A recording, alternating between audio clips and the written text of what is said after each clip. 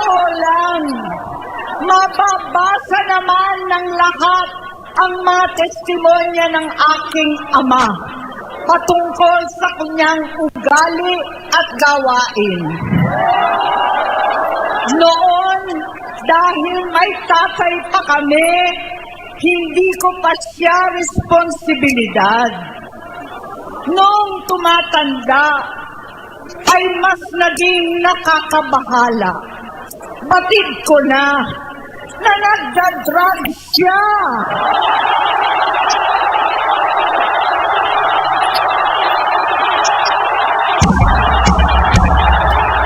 Nalaman ko at ng pamilya, nalaman ng pamilya, seryoso ito. Minsan, kami ng Presidential Guard at Metro Gompa ang naglilinis tuwing nagpa-party po sila.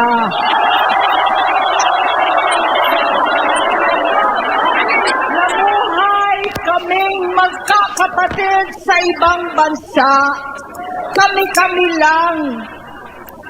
Kinumbinsi ko pa si Bongbong. Pakasalan mo na si Lisa. Naisip ko noon, kapag nag-asawa siya, malalagay na sa tahimik at magkakaroon ng direksyon. Ang laki ng pagkakamali ko. Mas lumala ang kanyang pagkalulong sa droga.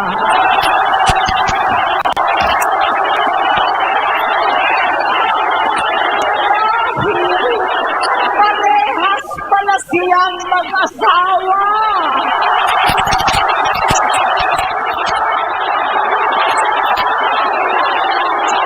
Naging gobernador siya ng Ilocos. Alam ng mga tao doon na halos hindi siya pumapasok.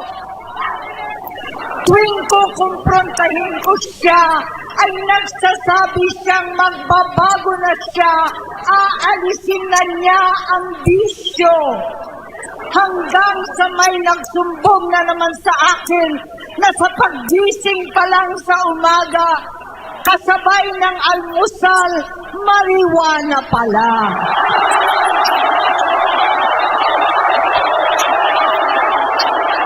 Paghapon sila, lahat sila nagiinuman at gumagamit ng cocaine. Kasama ng asawa at barkada. Tulad ng ama ko, kinastigo ko ang mga barkada niya. Ang nasirang si Bong Dasa, si Edby Cruz, Inigo, Tony Boy, Sap Anton, alam po ninyo yan. Paano nagre-resign na sa takot ang mga pulis nila at staff dahil sa lumalalang bisyo. Inayos ko sila dahil gusto niyang ituwid ang buhay niya. Gusto niyang mag-vice-presidente. Hindi siya pinalad at lalong nagkaroon ng oras para sa bisyo. Simula noon, naging malabo sa amin ang lahat. Kaysa mag-away, bigla na lamang lumayo ang loob namin sa isa't isa. Noong 2016, kasabay ng kampanya ni dating Pangulong Duterte laban sa droga, lumabas ang pangalan ni Bongbong sa listahan. Nakasama siya sa listahan ng mga celebrities, mga artista, Maricel Soriano at iba pa. Masinsinan kong kinausap si Pangulong Rodi. Halos manikluhod ako. Sinabi kong ayon sa kapulisan, dapat unahin, usigin ang mga pusher at saka na lamang sagipin ang mga user. Naligtas si Bongbong. Labis ang takot ko at pag-aalala. Kinausap ko siya at nagsabi siyang talagang siya ay nagbabago na. Muli at lagi, hindi ako nawalan ng pag-asa.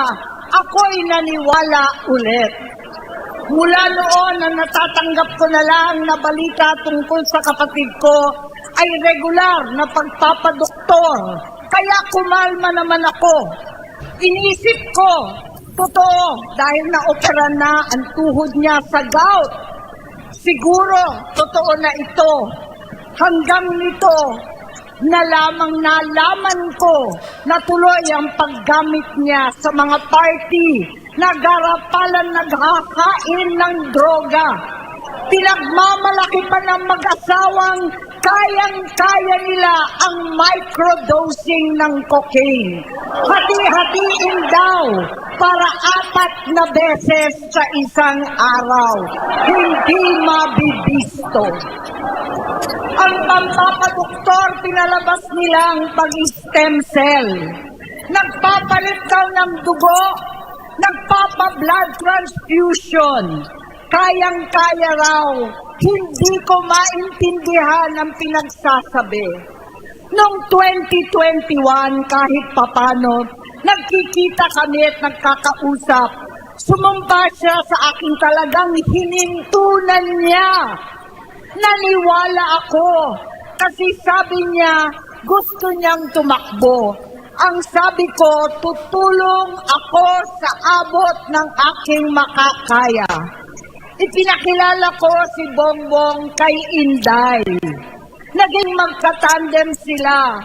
Pagkatapos noon ay biglang hindi na niya ako ulit kilala. Kahit si Inday, nagtataka, bigla ko na itsapwera. Kahit ganon, nangampanya pa ako para sa kanya. Kahit si Inday na lang ang aking nakakausap. Hindi ko alam bakit ako nakaban sa headquarters nila sa Mandaluyong. Hindi ko alam bakit walang nagre-report sa akin tungkol sa kampanya. Sa totoo lang, masakit mang aminin, nung dinidisqualify na siya, halos papaboran ko na sana dahil may nagsumbong sa akin mula sa kanyang campaign team na gumagamit na naman siya. Nung sinabihan ko, siya at mga taong nasa paligid niya, nagkaisa silang tuluyan akong alisin sa kampanya na ako naman ang bumuo. Sinabi nilang gusto ko na siya ay ma-disqualify para ako ang pumalit. Hindi totoo yun. Iniisip ko ang kalagayan ng aking kapatid at paano siya magsisilbi kung ganyan ang kalagayan niya. Pero pinaparating sa akin na hindi siya lulong at minsan na lamang tuwing nagpa-party. Hindi ko maipaliwanag bakit gusto kong maniwala at hindi mawalan ng pag-asa. Noong nanalo siya, naging pinakamalayo na kami sa isa't isa. Maliban sa opisyal na tagpuan at kapag pumupunta yung nanay namin, hindi ako sumama sa loob ng 3 taon dyan sa Malacanang. Dahil lantara na doon ang inuman, ang paggamit nila ng cocaine at mga bawal na gamot. Hindi ba ninyo nakikita, naririnig, kakaiba na siya magsalita. Hindi na maintindihan kung ano-ano na ang sinasabi at wala na sa sarili. Nagtatago sa kabaitan niya ang pang-aabuso niya sa droga. At nagbunga na ito ng mga nakakapinsalang maling desisyon. Hinayaan niyang kumilos ang mga nakapalibot sa kanya. Yung mga umaastang presidente habang nilululong siya ng mga ito. Hindi na kami nagkausap. Sa harap ng publiko, pinipilit kong magmukha kaming maayos. Pero wala na kaming koneksyon. Hindi ko hinihiling na maunawaan ninyo ako, lahat kayo. Sa palagay ko, ang makakaunawa lamang sa akin ay ang mga pamilyang may pinagdaanan sa adiksyon, sa inom, sa sugal, sa alak, sa bisyo, higit sa lahat, sa droga. Pagka hindi ko siya nakakasama, buong aking loob na ipasok sa institusyon. Ipagamot, iparehab ko na yan. Pero tuwing maghaharap kami noon, hindi kaya ng aking kalooban na gawin yon. Tuwing magsasabi siya sa akin na magbabago na siya, hindi ko siya kayang tiisin. Hindi ko kayang ipagkait sa kanyang pagkakataon at pagbabakasakali. Umaasa ako at laging nananalangin na sana, oo nga, nagbago na siya. Hanggang dumating ang 2024 at 2025, yung bisyo niya na ang dahilan ng pagbaha ng korupsyon, kawalang direksyon, at maling-maling mga desisyon. Walang accountability, wala nang hustisya. Hindi na niya alam ang nangyayari. Hindi na pinapaalam sa kanya ang mga pangyayari. Sinamantala ng mga ito ang paggamit niya ng droga. Kinangkam na nila ang kaban ng bayan, habang ang mga dating tumatawag sa amin ng magnanakaw ay nakakita ng pagkakataon sirain ang lahat. Nagagamit na nila si Bongbong para sirain si Inday. Itinutulak pa nila si Bongbong at ang bayan sa bangin para umastang tagapagligtas. Mula sa pagtraidor at pagpapahamak kay VP Inday, sa confidential funds na kung tutuusin ang galing naman sa opisina ng Pangulo, hanggang sa pagpadukot sa dating Pangulong Duterte para itapo na lamang sa ibang bansa. Ang kabaitan ni Bongbong ay naging kalupitan. Garapalan ng pagtatakip sa kanya ng mga nasa Congress, sa Senado, mga miyembro ng kabinete. Kitang-kita na ng taong bayan, wala nang puwang ang kahihiyan. Para bang nauulit ang bangungot ng kasaysayan dinamas namin noon. 68 years old po ang tatay ko nung pinatalsik sa pwesto. 68 years old na rin si Bongbong ngayon. November 17 din, noong 2021, nung nakumbinsi ko si Inday na magbise kay Bongbong. November 18 po, bukas, ang ikatlong araw natin. 9 na taon na nakakaraan, saktong November 18 pa talaga, na pinalibing ni Pangulong Duterte ang tatay ko sa libingan ng mga bayani.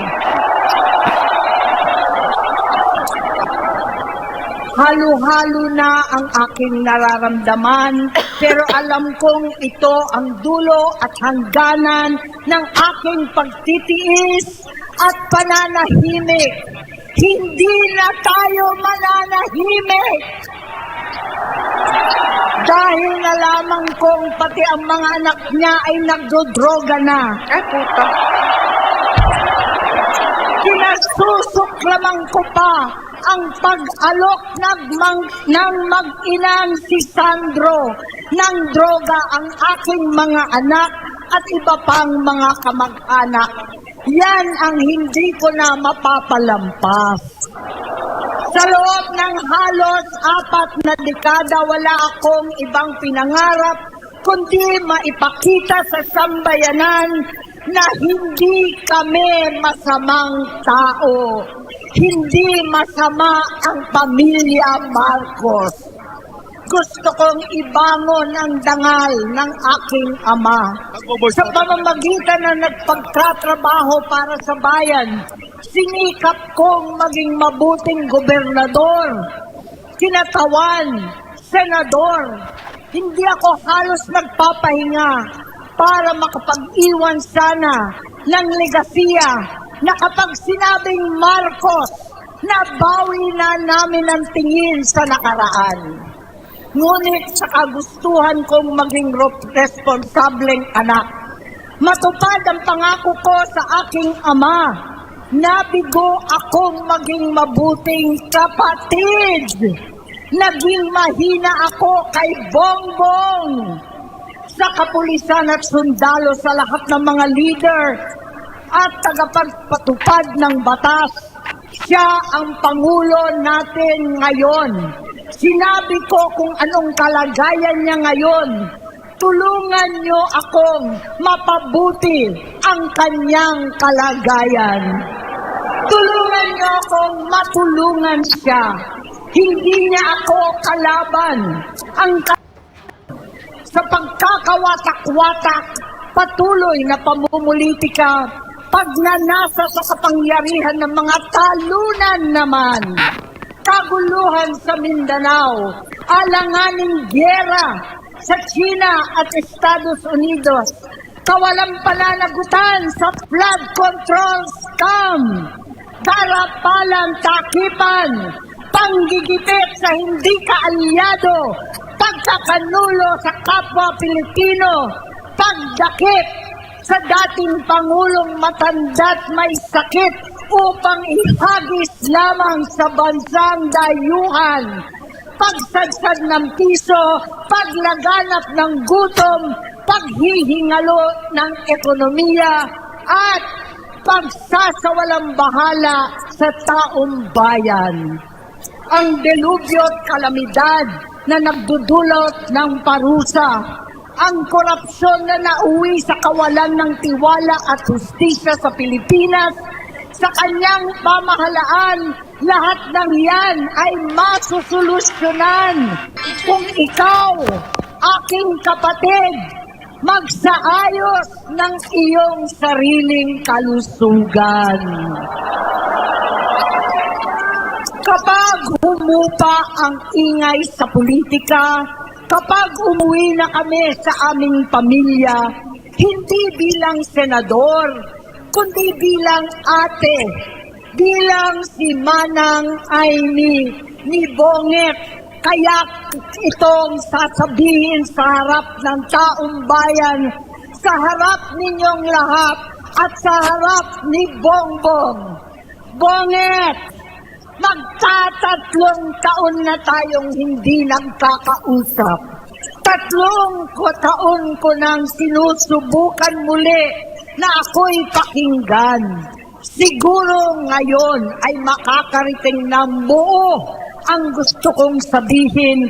Walang mababawasan, hindi madadagdagan.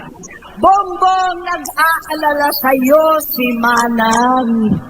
Tuwing nakikita kita sa TV, gusto kitang puntahan. Napakalaki ng pinagbago mo. Itsura, pagsasalita, takbo ng pag-isip. Minsan, napapatanong ako sa sarili ko, ikaw pa ba yan? Si Bongbong ba talaga yung nakikita ko? Pero ako, ading ko, ako pa rin ito. Ako pa rin ang ate mo na tumayong ama't ina sa inyo sa ibang bansa. Ang kasama no sa sumubok na sanglain lahat ng sakit para sa iyo. Ang kapatid mo na hindi mo kailangan hingan ng tawad dahil agad ka nang iniintindi at tatanggapin dahil mahal kita. Nasa Bagong Tipan, kay Lucas, Kapitulo 17, versikulo 3 hanggang 4. Kung magkasala ang iyong kapatid, sawayin mo siya. At kung siya'y magsisi, patawarin mo siya.